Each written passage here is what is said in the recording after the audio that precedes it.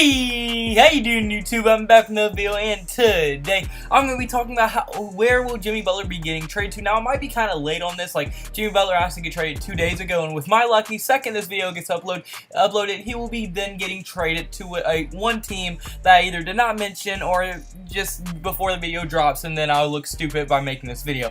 But hopefully that doesn't happen. I know I'm a little late, but that's mostly because like I'm not one of those people that like the second a news breaks, it's like, oh, I got to upload to get the most views possible.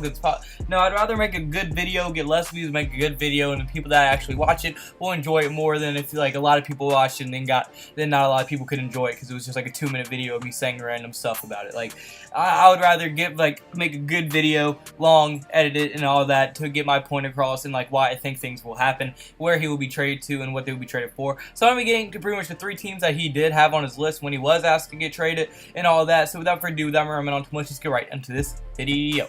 Alright, so the first team I have on this list is going to be the New York Knicks. Now, the reason I have them on the list is obviously because he listed them when he wanted to get traded to, but I mean, the reason I have him first is because I just don't think that this is going to be a team that he will end up getting traded to. They don't have a lot of trade assets, and the ones that they do, I don't think they're willing to get rid of yet, or like, I just don't think they're going to be able to do it. But I mean, if they were to trade for him, I think the trade package would look a little something like Emmanuel Mudiay, Courtney Lee, and a second-round pick for Jimmy Butler.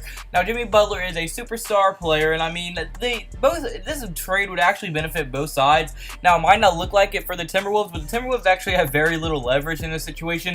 I think Jimmy Butler, he's in a contract year. He can't have him there for training camps. Training camps come around Monday, whether media day is Monday. I mean, they have to trade him soon before the season starts. And, well, they don't have to, but I mean, they pretty much have to. Like, it's pretty much the Kyrie situation last year when he was with the Cavs. It's pretty much the same exact situation just with the Minnesota Timberwolves and Jimmy Butler. So, I mean, it kind of benefit them both, as, I mean, the Knicks would get another starter pair along with Kristaps Porzingis, which they have been trying to get for a very long time. Kristaps Porzingis has shown that he's a top 10 player in the league, but with the lack of talent surrounding him, he has just not been able to make the playoffs or be able to bring the Knicks to that next level, just because, I mean, he has very little to no help on the team right now. And I mean, if you did add Jimmy Butler, now you'd have a very good duo, probably one of the best duos in the entire league, top 5 duo, top 10 duo in the entire league. It'd probably be a playoff contender, 8th to 7th seed, as I mean, we saw Jimmy Butler can easily make a team a playoff contender, as like last year with Minnesota, they were a 3 to 4 seed, he got injured for like 20 games,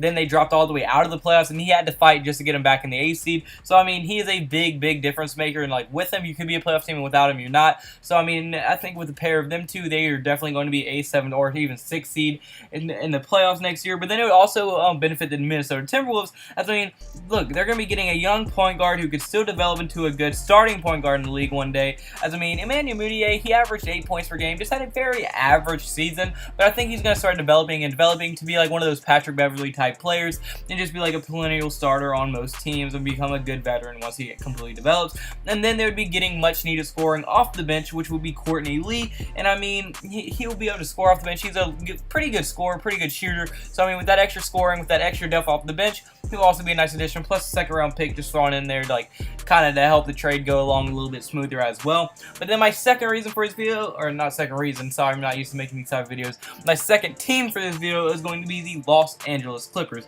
Now, I mean, the Clippers, I do think he has a chance to go to. I mean, they have tons of money. They have a lot of trade assets.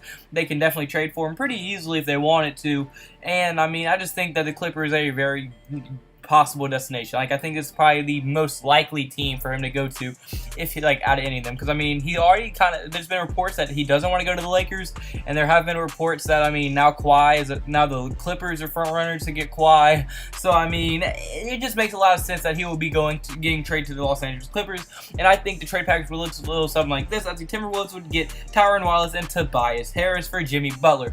Now, Tobias Harris is one of the most underrated players in the league. He averaged, I'm pretty sure, 20 points per game last year, was a very good scorer, had a very underrated year, kind of flew under the radar, but I do think he's going to eventually get some all-star votes here, like, coming up. He's a very good young player. He's going to start developing and be one of the, like, sneaky elite players in this league, and going to be a very nice player to have go alongside Wiggins and Karl-Anthony Towns on the team. And then, I mean, Tyron Wallace, he's a pretty good player, be a backup point guard, pretty decent. I mean, but I think the gem of this trade would be Tobias Harris, as I mean, the dude was able to average 19 points per game, 6 rebounds per game, and 2 assists per game.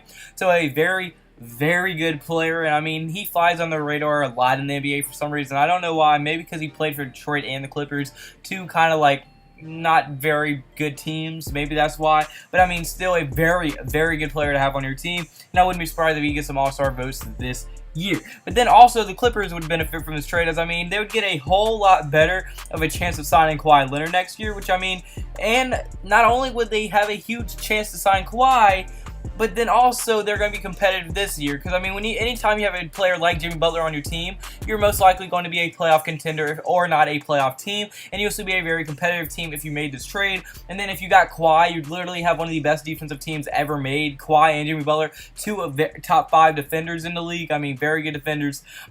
Usually all defensive teams when they're not injured and stuff. So I mean, that would be an unbelievable team to watch, and I think Kawhi would probably end up signing with the Clippers if he got traded to the Clippers as well.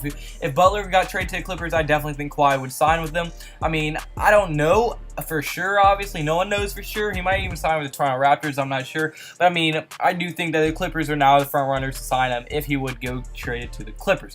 But now my third and final team on this list is going to be the Brooklyn Nets. Now, the Brooklyn Nets are kind of like a team. They're bad, but they're turning the corner to being good. D'Angelo Russell, I mean, if he would have been healthy, they would have had a much better season. He wasn't a very healthy player last year, but he was still very good for them when he was in the game.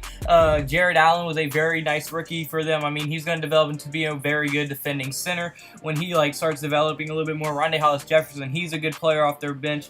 Karis LeVert, he's becoming one of those elite scorers. I mean, they're definitely turning the corner and do have a lot of trade assets to give the Timberwolves. So if I do think that the Timberwolves were to make a trade with the Nets, it would be Shabazz Napier and Rondae Hollis-Jefferson for Jimmy Butler. Now, this trade probably looks the most lopsided out of all the ones on this list. Now, that's because I don't think that they're willing to get rid of D'Angelo Russell or Jared Allen just yet. I definitely don't think that. Karis LeVert, he developed very good. I don't think they're going to get rid of him. Spencer Dinwiddie, he had a very good year. I don't think they're going to get rid of him. And those are 4 huge trade assets that you just took out of the window. And these are the next best things. And plus, Shabazz Napier, he had a pretty good year last year before signing with the Nets. And Rondae Hollis-Jefferson, he has a chance, if used right, if getting enough minutes, he also has a chance to be a very good player in the league as well. I mean, while the Nets would get Jimmy Butler, I mean, it would make sense because the Nets would finally be getting another star in Brooklyn. I mean, by another star, I mean a star. I mean, D'Angelo Russell's good, but I wouldn't consider him a star, at least not yet in his career. And then, I mean, Jimmy Butler is already obviously a bona fide star, and just to have that good talent in your organization again, bring some life, bring some hope into that. I do think that that will kind of spark them to be a little bit better of a team. And then plus, it would also increase the chances of getting Kyrie. As there have been a lot of rumors that Jimmy Butler and Kyrie want to end up pairing up next season, and one of those teams that they want to pair up in are the Brooklyn Nets. So I definitely do think that if Jimmy Butler went to the Nets, that would pretty much be confirming that Kyrie will then be going there after this year at Boston, or if he doesn't get traded there during the season. So I mean, I would want to see Kyrie and Jimmy Butler on the same team. I would want to see how that would work out. So I mean, hopefully he goes to the Nets. He might not, he might, you never know. But still, I do think that they have a very, very high chance of trading for him. Maybe with a different trade package, maybe adding some picks to this trade package and everything. I want to hear what you think about these trade packages. Do you think they're fair? Do you think they're not? I mean, obviously they're not going to get from either 3 of these teams. They're not going to get equal value for Jimmy Butler, and I mean, they don't have much leverage in these trades due to how quickly they're going to have to trade him. So I mean, you can't be like, oh, Kristaps Porzingis for Butler or nothing. So you kind of have to make them kind of lopsided for the other team's favor. But then also, if the team was traded with the Nets, they would be benefiting because they would be getting good backup point guard in Shabazz Napier, as they do need a good backup point guard. As I mean, not Milos Teletovic, what's his face? They're just not Tyus Jones. He's not being a very good backup point guard. They've kind of tried to experiment with him for the past few years. He hasn't really worked out. Shabazz Napier would be a very, very solid player to come off your bench at that backup point guard position. But then also they'd be getting a very, very good backup player, if not a starter on their team, in Rondae Hollis-Jefferson. He is extremely explosive, can play defense when he wants to. I mean, he's very athletic, can play defense, can potentially be a beast on offense if he gets his jump shot down. I mean, he's a little bit of development away from having a breakout year next season, or maybe 2 seasons down the line. That's kind of why I think Brooklyn Nets are going to struggle to get rid of some of their players on their team, just because of how much upside some of them actually do have. But unfortunately, guys, that's gonna be it for this video. So comment below. Do you agree with me? Do you think that he's gonna go to either one of these 3 teams? Do you think they're not gonna listen to him and trade him to somewhere else? What do you think? What do you think the trade packages would be for these teams? Do you think they're fair? Do you think they're not fair? Do you agree with me with the reasons why I gave it? I want to hear all your thoughts and opinions in the comment section below. And if you'd like to hit the like button and subscribe button, it would mean the world to me. And I say this after every video, but I have to thank y'all for all the support. We're at 777 subscribers, and I cannot thank y'all enough. We're almost at 800 subscribers. I set the goal at 300 for the end of the year. It's safe to say we beat that pretty badly. We have a chance at 1,000 subscribers before the year even ends. Now, I'm not saying I am, but I mean, we're on pace to do it. I expect to do it, and I just can't wait. And I'm not going to stop there, obviously. That wouldn't make any sense. Like, just because you get success doesn't mean you just stop right there. No, I'm going to keep grinding for y'all. I'm going to keep grinding it for y'all like so much. I mean, y'all obviously love what I've been posting. Y'all been supporting me a ton. Y'all been supporting the channel a ton. And that's just amazing. Like, this is what I want to do when I grow up. I've been trying to do this forever, and finally I'm getting some success out of it, and I just cannot thank y'all enough. And also, I cannot thank God enough. I mean, He's blessed me and put me in this position and keep me motivated, keep me grinding, make me, like, let me never quit, like, actually just keep on going on with this YouTube thing, and it has finally worked out. And I cannot thank y'all or God enough. But unfortunately, guys, like I said earlier, it's gonna be it for this video. So I hope you have a blessed day, because I have a blessed day, so you need to have a blessed day. See you tomorrow's video. Goodbye.